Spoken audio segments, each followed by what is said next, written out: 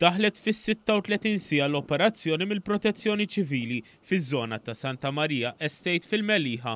Operazzjoni li bdiet għal-ħabta tal-10 ta' 2 filgħodu wara li xufier ta' van li qassam il-gass fiż-żona irrapporta li kien hemm ħruġ ta' gass mit-tanker li kellu fih madwar 11,000 litru ta' gass.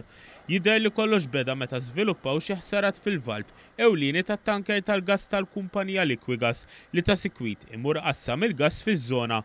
Minnu fih issejħu l-membri tal-Protezzjoni Ċivili fit-triq Għajn Żejtuna u triq il-Qasab minħabba il-periklu li żviluppa.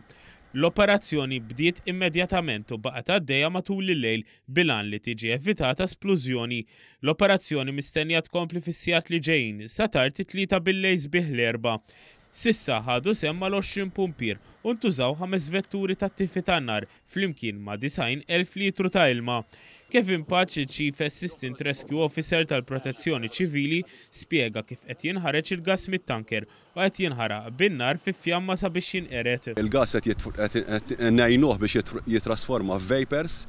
Il-vapors qegħdin jitilgħu il fuq, qegħdin joħorġu minn ġo sistema li hija apposta għandna flare li qiegħda taqbad għandna fjamma bħal meta inti qisek qed taqbad burner biex il-gass li joħroġ ma jibqax jiddispersa fl-arja ma jinħaraq. Il-gass qed jinħaraq bil-mod ħafna u fil-fatt fl-ewwel 24 siegħa nħaraq biss 15% tal-gass.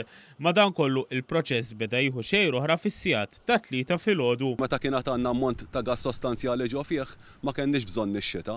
Kif għadda l-ħin kellna bżonn ix-xita għaliex iktar ma beda jonqos il-gass iżjed it-temperatura ġo fih bdiet tiksaħ. Allura beda jrabbinna l-condensation madwaru. Issa li ġara kieku ħarġet iżjed x'hemm kienet tkun qiegħda tgħinha iżjed għaliex aħna għandna bżonn li insaħħnu t-temperatura ħalli l-gass ikun jista' jintilef iżjed, isir iżjed forma ta' vapors u jkun jista' jinħaraq iżjed malajr. Is-Sur Patch spjega kif fil-proċess qed jiġi sorveljat b'mod kontinwu tanker minn ġewwa. Jew inżommuh contained u anke qegħdin bil-gas detectors niċċekkjaw u anke bit-terminal image camera qegħdin inħarsu ġo fih ħanaraw il-proċess li jkun miexi b'ritmu tajjeb. F'din l-operazzjoni kellhom jiġu evakwati 3 djar fil-viċinanzi u fil-fatt tul l-operazzjoni qed il-ħin kollu jixxarbu s-siġar tal-madwar sabiex jitnaqqas il-periklu li xi nirien jinfirxu. Ma jidħol ħadd fl-erja bħalma tista' tara, ir-raġuni li hawnhekk għandek l-elementi kollha ħanajtek għandek ir-riċetta kollha li jista' ħares qatt tiġi kkawżata splużjoni. Allura l-inqas ħaġa li rridu hawnhekk hija source of ignition li ma jkollniex source of ignition. Fil-fatt għandna s-sistema anke tal-elettriku hekk hija maqtuha kollha u qegħdin naħdmu f'ambjent sikur. Dan huwa t-tieni każ simili din is-sena hekk kif Marzu li għadda l-membri tal-Protezzjoni Ċivili ħarġu 11 il-tunnellata ta' gass LPG minn tanker f'Ħalluqa. Madankollu dakinhar l-operazzjoni ħadet biss 5 sigħat. Fl-operazzjoni li għaddejja fil-Meliħa qed jieħdu semm uffiċjali mill-Korp tal-Pulizija, ħaddiema ta' Liquigas Gasco flimkien ma' kumpaniji privati.